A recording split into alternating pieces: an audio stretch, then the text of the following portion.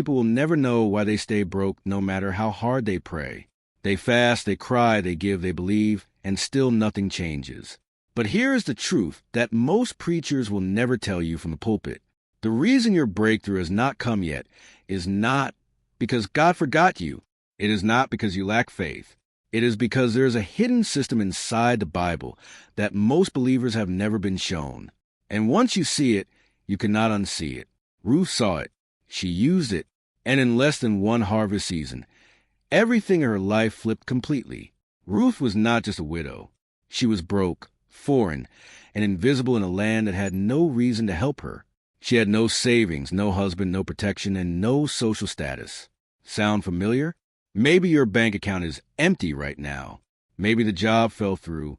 Maybe the relationship that was supposed to carry you collapsed under its own weight. You look at your life and see only what is missing. But Ruth looked at the same situation and made one decision that changed the entire direction of her story. She did not run from the pain. She ran towards something greater. And that one choice unlocked a chain reaction that nobody around her expected. Here is what nobody tells you about Ruth's story. It was not just about love. It was not just about loyalty. It was a blueprint, a step-by-step financial and spiritual recovery system hidden inside one of the most read but least understood books in the entire Bible. 6 specific moves, 6 precise actions, and every single one of them activated a different layer of God's blessing over her life. Miss one, and the door stays closed. Apply all 6 and God sends your Boaz, your open door, your sudden restoration, your overflow. What you are about to read is not theory. These are the exact same steps that are working for believers in 2026 who had nothing and now have everything. The first thing Ruth did was make an irreversible commitment. She did not test the waters. She did not say she would try. In Ruth chapter 1, verse 16, she said, "Where you go, I will go. Your people will be my people, and your God will be my God." No exit plan. No backup option. No return ticket to Moab. This is where most people fail in their breakthrough journey. They want God's full blessing while keeping one foot in their old life. They want the harvest without leaving the field that never produced anything. Ruth burned her bridge back to comfort, and that total commitment is what made her visible to heaven. Until you make that same kind of all-in decision, the doors of restoration remain closed. The second move Ruth made is the one that separates dreamers from people who actually change their lives. She got up and went to work. In Ruth chapter 2, verse 2, she did not wait for a sign, a vision, or a prophetic word. She said, "Let me go to the fields and pick up leftover grain." She worked the smallest, least glamorous job available. She gleaned. That is the biblical version of taking any opportunity in front of you and treating it like it is the most important thing in the world. God does not send Boaz to people sitting in the house waiting for something big. He sends Boaz to people already in the field working hard with whatever little they have. Action before abundance is always the order. Now here is where it gets even more powerful, and most believers completely miss this part. Ruth did not just work hard. She worked in the right field. And she did not know it was the right field when she started. She simply showed up with a willing heart, and God directed her steps. Boaz owned that field. Boaz was her kinsman redeemer, and he noticed her because she was already there working when he arrived. This is the hidden FOMO principle inside Ruth's story. Every day you delay your action, you are possibly missing the very field where your Boaz is standing right now watching the door. You do not find favor by thinking about working. You find favor the moment your feet hit the harvest ground. The third thing Ruth did might be the hardest one for people in this generation to accept. She listened to someone wiser than herself and did exactly what they said without arguing. Naomi told her where to glean. Naomi told her how to present herself to Boaz. Naomi gave her a step-by-step plan that must have sounded absolutely crazy to a young widow. Go to the threshing floor at night. Uncover his feet. Lie down. Wait. And Ruth said in chapter 3, verse 5, "I will do whatever you say." No questions. No modifications. No social media post asking for second opinions. She obeyed, and that obedience moved her story forward in one night what years of self-strategy could never have accomplished. Pride is the most expensive thing a struggling person can own. This is the moment where tension builds in Ruth's story, because things could have gone terribly wrong. She was at the threshing floor in the middle of the night. She was a foreign woman approaching a powerful man in darkness. She had no guarantee of how he would respond, but she had done everything right. She had followed the counsel. She had positioned herself correctly. And when Boaz woke up startled and found her there, his first words were not anger. They were recognition. He already knew who she was. He had already heard about her character. Her reputation had traveled ahead of her and prepared the room before she even walked in. That is what integrity does for a person in the waiting season. It does the talking before you arrive. The fourth secret Ruth used was strategic positioning. And this is the growth code that the prosperity gospel world never properly explains. It is not enough to pray for a door. You have to physically, digitally, and relationally position yourself near the doors that God is likely to open. Ruth could have gleaned in any field, but she positioned in the field of a man who had the power and the legal responsibility to restore her completely. Many believers today are praying for their Boaz while hiding in their house, off social media, away from church, away from community, away from every place where their Redeemer could actually find them. You cannot be restored in isolation. Boaz cannot see you if you are not in the field. There is something that happens at the threshing floor that Bible teachers rush past too quickly. When Ruth lay at Boaz's feet, she was not being romantic in a worldly sense. She was making a covenant request. She was saying, I am asking you to act on your responsibility as my kinsman Redeemer. She was claiming what was already legally hers by divine design. Boaz did not hesitate. He said, do not be afraid. I will do for you everything you ask. He then told her there is one obstacle, another man who has first rights, but he promised to handle it. Notice what happened here. Ruth did not panic. She did not try to manipulate the outcome. She trusted the process and waited overnight with peace. That level of faith in the waiting is what accelerates the timeline. Now here is the part that will make you uncomfortable if you are sitting in a season of lack right now. There was another man, a closer relative than Boaz. He technically had first right to redeem Ruth, and for a moment it looked like Boaz might not be the one. This is a test that comes right before your breakthrough, the moment when a wrong door almost opens and you're tempted to take it just because something feels better than nothing.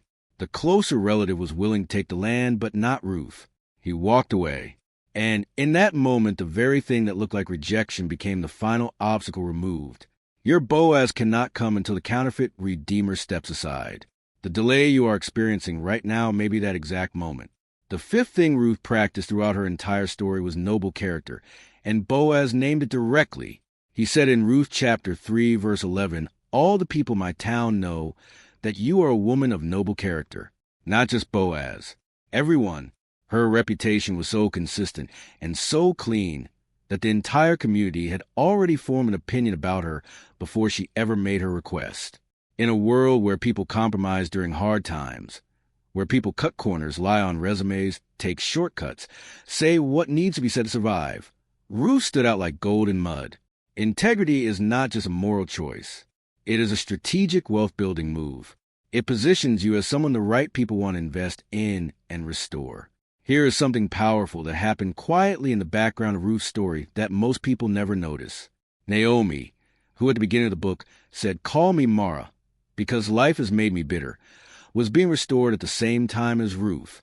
When you walk in the right spirit and you carry someone else's hope, even while you're hurting, God does not just restore you. He restores every broken thing that is connected to you. The people in your life who have given up, who have become bitter, who have said, God has forgotten me, they are waiting for you to activate your breakthrough. Your restoration has the power to heal more than just your own situation. It can rewrite the entire story of everyone watching you. The sixth and final move Ruth made is the one that tied everything together. She trusted God completely in the waiting period and acted in faith when the moment arrived, without hesitation, and without demanding more proof than she already had. She had done the work.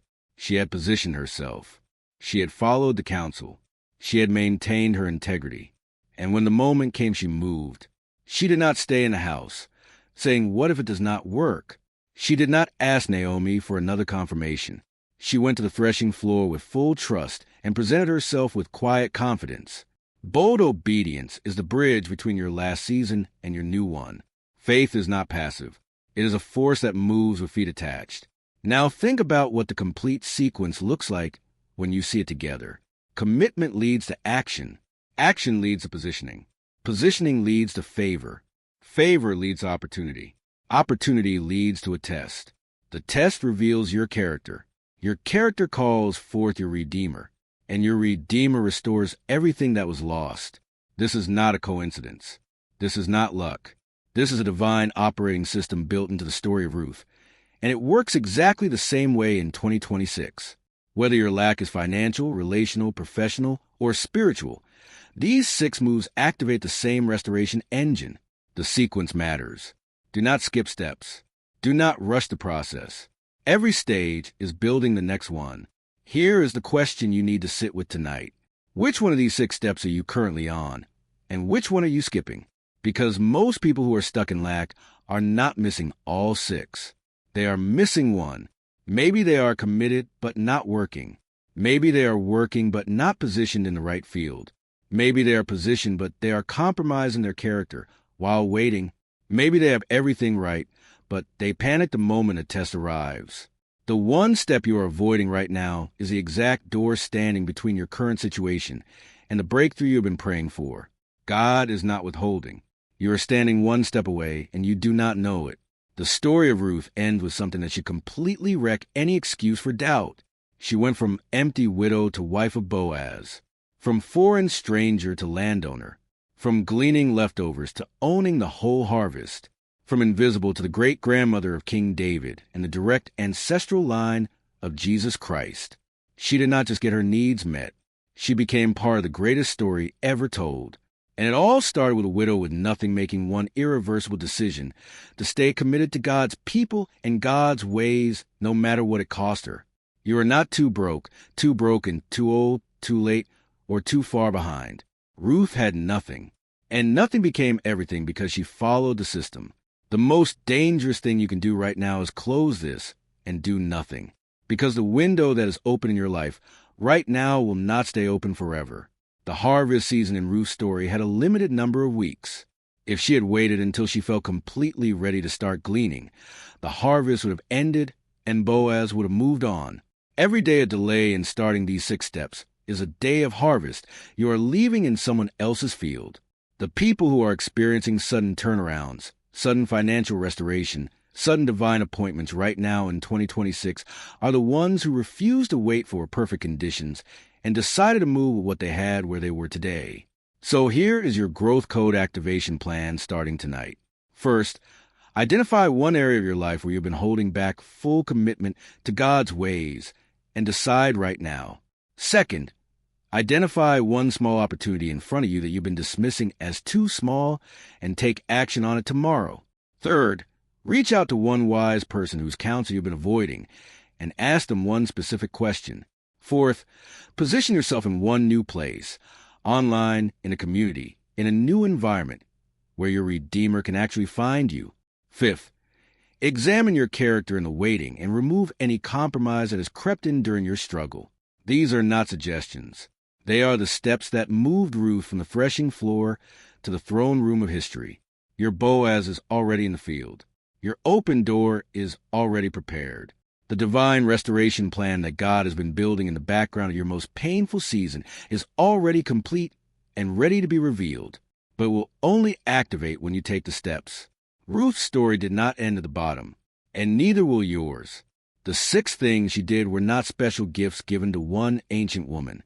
They are a code, a repeatable, timeless, biblical system that works every single time it is fully applied. You have now seen the code. The only question left is what you will do with it. Will you be the person who watched the message, or will you be the next Ruth that everybody else watches their restoration story and says, if God did it for them, he will surely do it for me too?